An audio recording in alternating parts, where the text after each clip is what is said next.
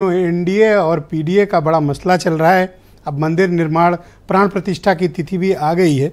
आपको लगता है, और प्राइम मिनिस्टर भी कल चित्रकूट में मौजूद रहेंगे, आपको लगता है आने वाले दिनों में हिंदुत्व की धार को बीजेपी और ताकत प्रदान करेगी?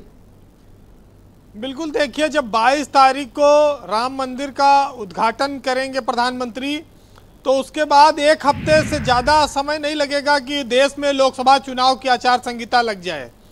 यानी कि एकदम करीब मौका होगा और माहौल पूरा गर्म होगा। अब पूरे देश में जहाँ जहाँ पर भाजपा पिछड़ी, उसकी उम्मीद उत्तर प्रदेश से बहुत ज़्यादा है। और ख़ास तौर से कर्नाटक की हार के बाद लोकसभा के चुनाव में बीजेपी उत्तर प्रदेश में 75 सीटें जीतने का लक्ष्य लेकर चल रही है। क्योंकि जो 5 राज्यों के चुनाव हैं, अगर यहाँ से कोई परिणाम बराबर का या आगे पीछे का रहता है तो वो यूपी पे और ज़्यादा फोकस करेंगे। एक लड़ाई 40 साल पहले शुरू हुई थी, वो 90 के दशक में राम मंदिर आंदोलन, और वो भाजपा ने, आडवाणी जी ने रथ यात्रा निकालकर पूरे देश में हिंदुत्व जागरण और भाजपा को संजीवनी प्रदान की। भाजपा उस समय की अटल और आडवाणी के नाम से जानी गई और देश में उसने हिंदुत्व के नाम पर पूरे हिंदू समाज में एक माहौल बना और पहचान बनाई। आप कह सकते हैं कि बीजेपी के लिए अयोध्या संजीवनी साबित हुआ है।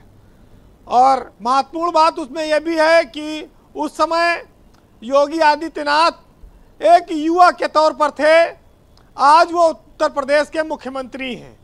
राम मंदिर आंदोलन में योगी आदित्यनाथ एक युवा के तौर पर उन्होंने भाग लिया था। उस समय महंत अवैधनाथ थे, जो उस समय आडवाणी जी के साथ रथ यात्रा में थे। तो ये भाजपा के पास राम मंदिर इतना बड़ा मुद्दा है कि इस मुद्दे पर कांग्रेस भी पीछे गई, सपा भी हारी, बसपा की तो खैर कोई बात नहीं है। लेकिन अब फिर मौका आया है।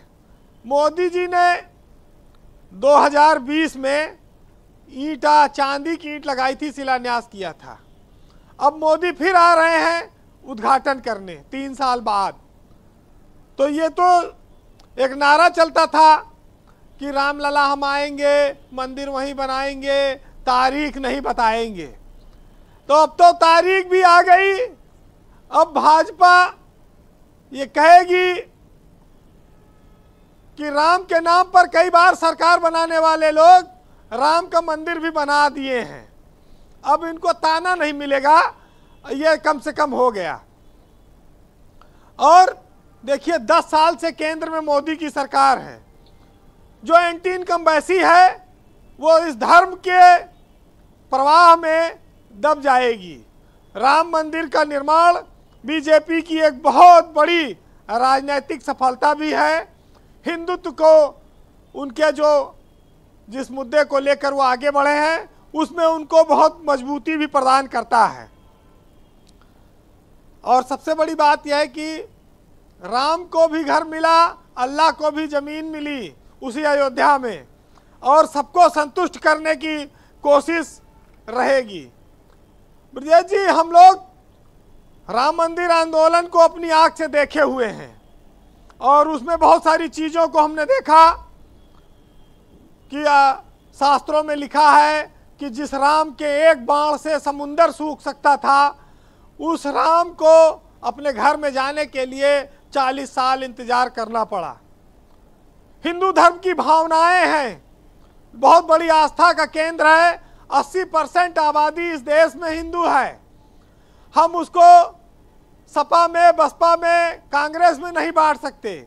जहां पर राम और हिंदुत्व की बात आएगी, वहां पर तो सब लोग एक हैं। पहले उनके लिए भगवान हैं, बाद में राजनीतिक दल हैं।